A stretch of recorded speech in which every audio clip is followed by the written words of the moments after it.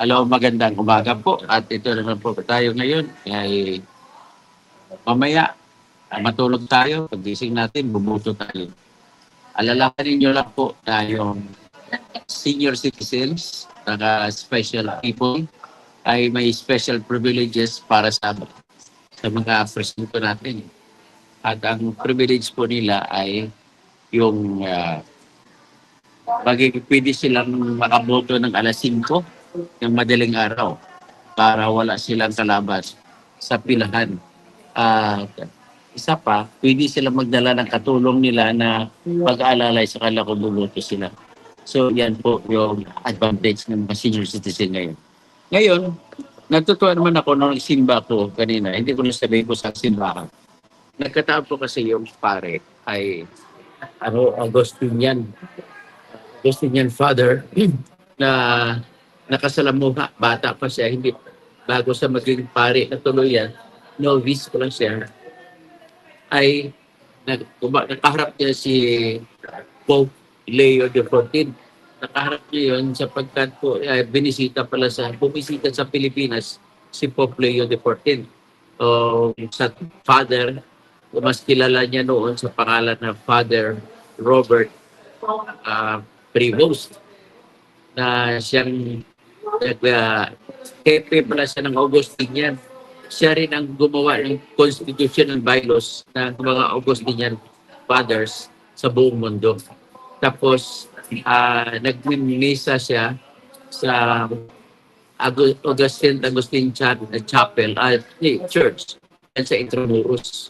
So, ganon kalapit siya. Ang sabi niya, sa mga advices sa mga parishioners na nagsisimba kung saan ako nagsisimba, sabi niya, makakatulong din yan sa mga kapwa natin. Tatanggapin na lang yung pera na binibigay kasi hindi naman talaga na-recognize na hindi masawata. So, tanggapin na lang ang pera, pero imuto kung ano nasa konsensya. Yan po yung paalala ni Father Fray Anton Pupan. Tapos, ang aking masasabi lang po sa ngayon, alalahanin niyo po, pumunta na kayo sa presinto. Gusto ko lang malaman po na may bigyan ng top priority yung tinatawag na healthcare, yung hospital ka. Ano? Kasi talaga mawiwindang talaga buong pamilya kapag may magkakasakit sa isang pamilya. Mabibigit sa hospital. Sobrang sakit. Unang ang papatay sa inyo ay hindi yung sakit, kundi yung pera. So, ibig sabihin, iyan po yung problema sa Pilipinas na totoong problema. So, nakita ko yung binibigay ng PhilHealth ay napakaliit. Ibig sabihin, in other words, hindi epektibo yung PhilHealth. Tapos tinatanggalan pa nila ni Bongbong Marcos ng pera yung PhilHealth, lalong walang hindi epektibo. Kala ito, tanggalan mo ng budget na 90 billion. Pagkatapos, pagkasunod na taon, hindi mo bibigyan ng budget.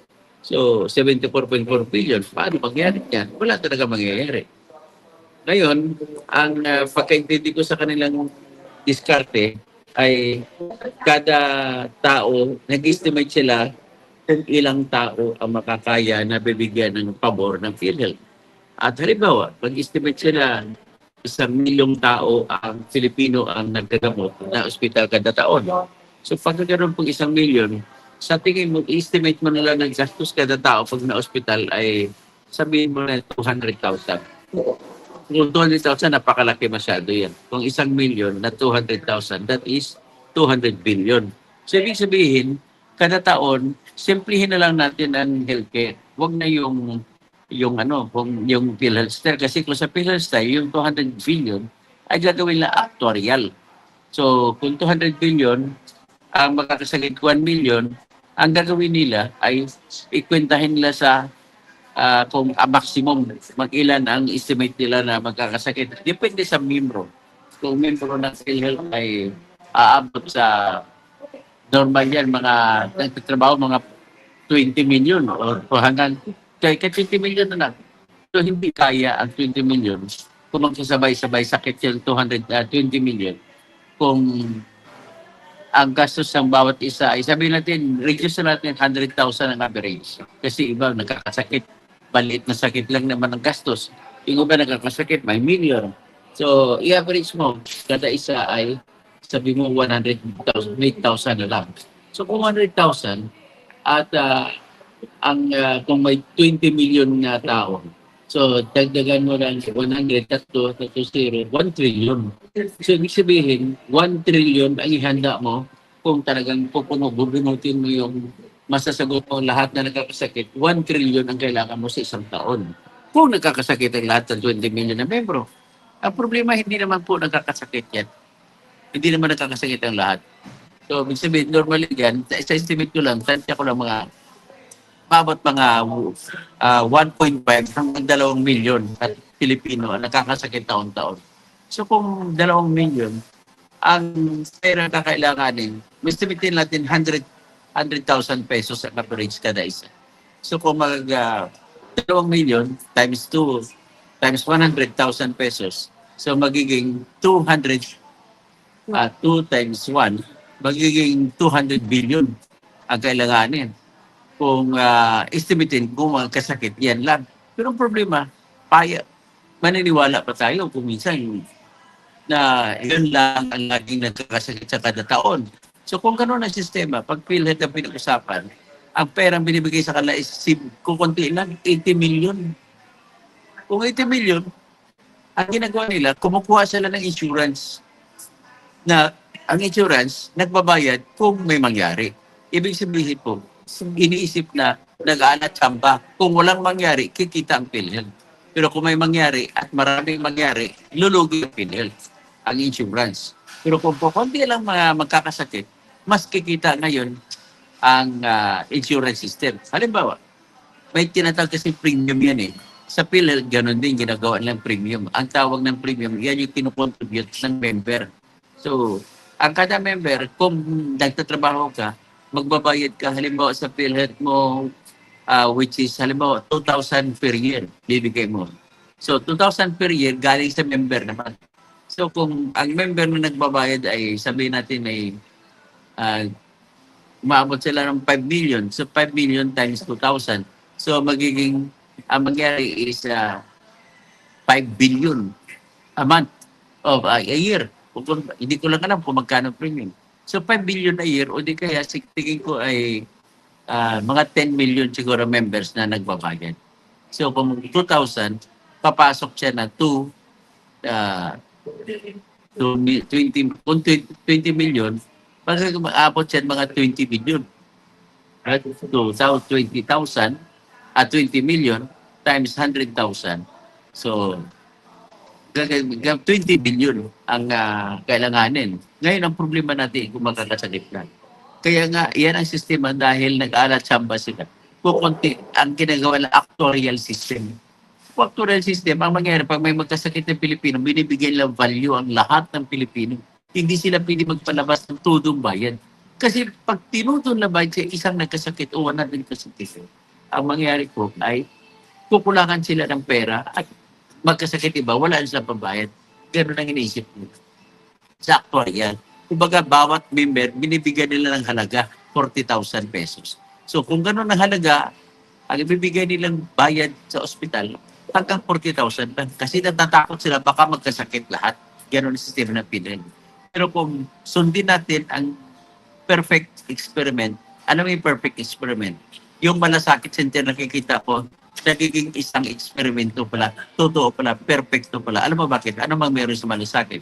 Ang style ng malasakit ay iniipon ng lahat ng mga pundo kung saan papagkukunan, tapos direkta nagpag-usap sa mga pasyente. Ang mga pasyente naman ay walang natatanggap na pera, kundi lahat ng mga bayarin sa ospital, mga gamot, ay sila na nagbabayad, direkta ng bayad. So, walang natatanggap ang tao na pera, pero diretso lahat ang bayad sa ospital, sa direktang pagpapabili ng gamot. Yan po ang sistema ng malasakit center.